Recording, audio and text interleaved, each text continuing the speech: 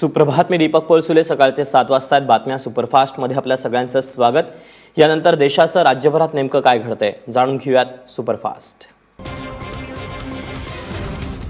Cashless व्यवहार करा करोडपती व्हा या योजनेचा पहिला लकी ड्रॉ काल काढला गेला, ज्याद्वारे देशातल्या 15,000 लोकांना प्रत्येकी 1,000 रुपयांचं बक्षीस दिलं जाणार आहे. पुढचे 100 दिवस म्हणजे 14 एप्रिलपर्यंत दररोज 15,000 विजेत्यांचा ड्रॉ काढला जाईल आणि याची 14 एप्रिलला मेगा सोडत होणार असून त्याचं बक्षीस हे तब्बल 1 कोटी इतकं असणार आहे. कॅशलेस व्यवहाराला चालना मिळावी यासाठी केंद्र सरकारनं ही योजना आणली आहे. दरम्यान आज नोटबंदीचा 48वा दिवस असून पंतप्रधानांच्या दाव्याला अवघे काही तास शिल्लक आहेत. त्यामुळे देशभरातील चलनकल्लोळ थांबणार का असा प्रश्न निर्माण झाला आहे.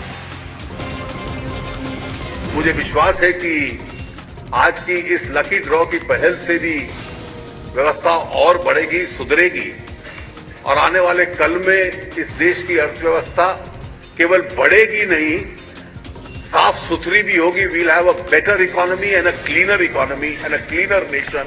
ये आज के इस उद्देश्य का अनुभव है.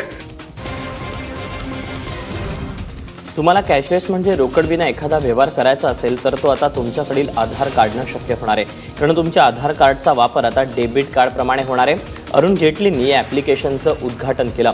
याद्वारे एखाद्या दुकानदाराला तुमच्याकडील आधार कार्डवरचा क्रमांक दिला की तुम्ही दुकानदाराला तुम्ही घेतलेल्या रकमेचे पैसे चुकवू शकणार आहात. अट एवढीच आहे की तुमचं आधार कार्ड हे तुमच्या बँक खात्याशी जोडलेलं असणं गरजेचं आहे. महत्त्वाचं म्हणजे आधार कार्डनं व्यवहार केल्यावर करापोटी कोणतीही रक्कम तुम्हाला द्यावी लागणार नाही. शिमल्यात या मोसमातली पहिली बर्फवृष्टी झाली आहे. बर्फवृष्टीमुळे शिमल्यात आलेल्या पर्यटकांचा उत्साह दुणावलाय. कोसळणाऱ्या बर्फात शिमल्याचा फेरफटका आणि बर्फात खेळण्याचा आनंद पर्यटक लुटतायत. तर दुसरीकडे हिमाचल प्रदेशातही सीझनमधील पहिला स्नोफॉल झाला. बर्फवृष्टीचा इथेही पर्यटकांनी मनमुराद आनंद लुटला. त्यामुळे उत्तर भारतात गोठवणाऱ्या बर्फवृष्टीला सुरुवात झाली असून त्याचा परिणाम आता देशातल्या इतर राज्यांवरही पाहायला मिळणार आहे.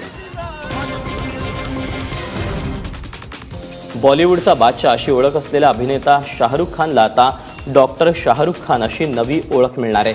हैदराबादच्या मौलाना आझाद राष्ट्रीय उर्दू विश्वविद्यालयाकडून आज शाहरुख खानला डॉक्टरेट प्रदान केली जाणार आहे. राष्ट्रपती प्रणव मुखर्जी यांच्या हस्ते हा सोहळा पार पडणार आहे. मौलाना आझाद राष्ट्रीय उर्दू विश्वविद्यालयाच्या 6व्या पदवीदान समारंभात 48,000 विद्यार्थ्यांना पदव्या प्रदान केल्या जातील. आता आधार कार्डशिवाय तिरुपती बालाजीचा प्रसादही मिळणार नाही. मंदिरातील सोयीसुविधांचा भाविकांकडून गैरवापर होत असल्यानं तिरुपती प्रशासनानं हा निर्णय घेतलाय. भाविकाकडे आधार कार्ड नसल्यास त्याला केवळ मुखदर्शन घेता येणार आहे. मात्र गाभाऱ्यात प्रवेश आणि प्रसाद हाती पडण्यासाठी आता तुमच्याकडे आधार कार्ड असणं आवश्यक आहे.